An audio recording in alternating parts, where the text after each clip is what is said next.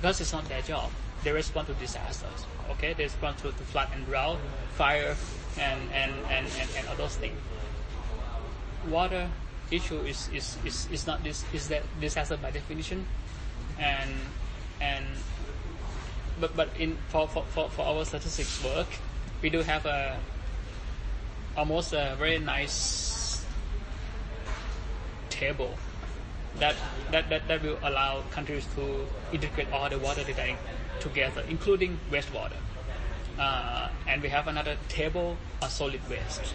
So if you are interested in that, it is the system of economic and environmental account, and there are, I think, almost 20-30 accounts, and one of those is water account.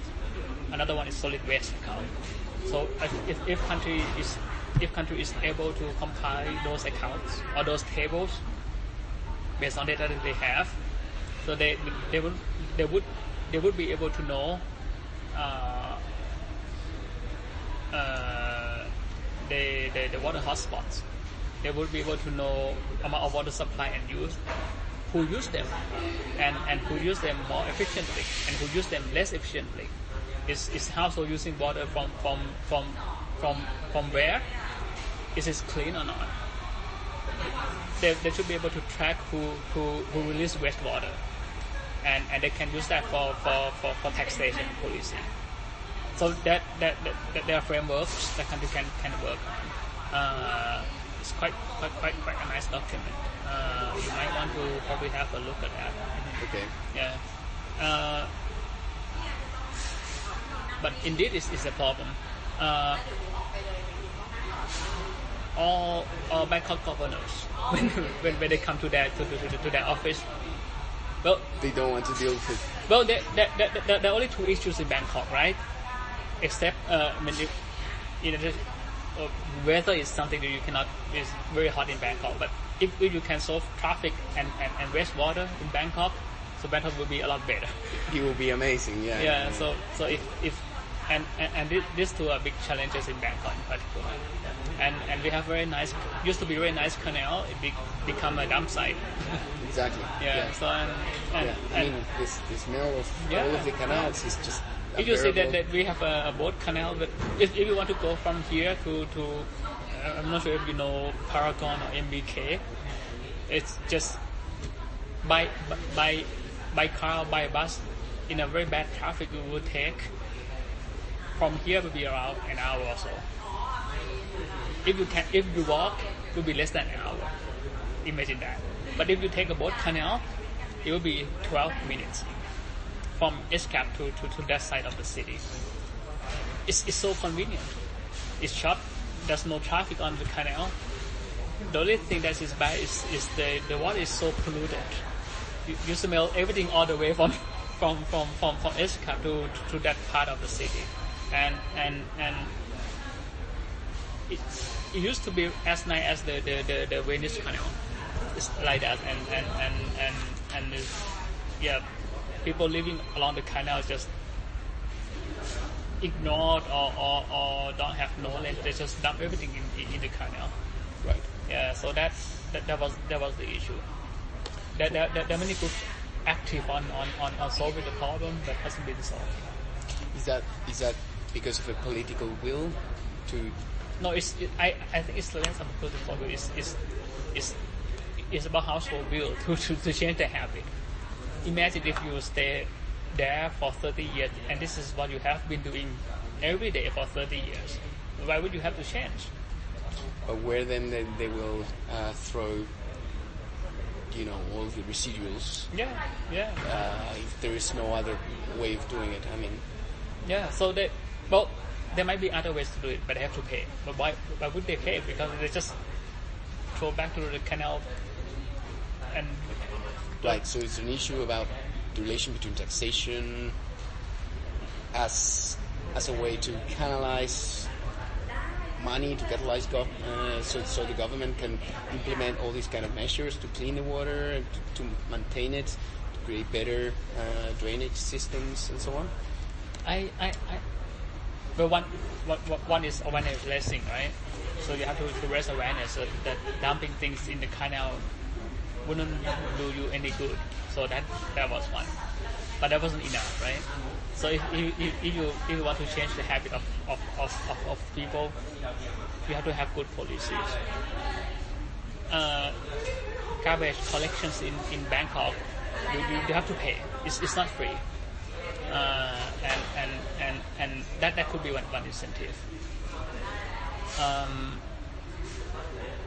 And government can have very good policy to encourage people not to throw the garbage back to the canal. There are ways, there are examples to do that. And in addition to that, you start cleaning the canal. The water moves by themselves, but they can clean themselves naturally. But there's a certain threshold when water exceeds this threshold of being so polluted, they cannot heal themselves. But if they maintain the level of pollution less than this threshold, they can solve that problem by themselves naturally. Right. So they, it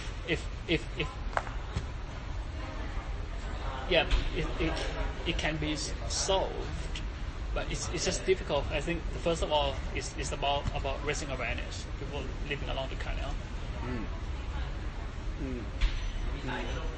Do you see any of?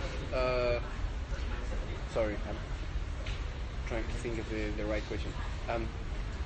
Okay, so what type of projects are you working on at the moment? Improving water account, or the statistics. So that's one of I'm working right now. Does that any link to what Daniel is doing as well? Both things are linked, right? But not very much. So he's working on disaster statistics, making this methodological guidance to the countries to collect data on disaster. So I'm working on water data that already has the methodology established. It's more on implementing and do capacity of countries to collect data according to this guideline. Right. So it's a bit different stages in the development as well. Do you see Thailand officials kind of getting this data to inform policy? Which data? Disaster or water? Sorry, water. Okay. They're still working on it. We just talked to the officials from the National Statistical Office, and they're interested in this framework. And there has been demand from the Prime Minister to have super complete water data for the country, and they don't know how to start this. Right. and when things come from the office of Prime Minister, they want it tomorrow, right? Right. And then we said that there's a framework that you can start working on. The problem of water data is that it cuts across many areas. When you talk about water data, it's not only for water sector. You talk about agriculture, forestry, industry, many of social sectors.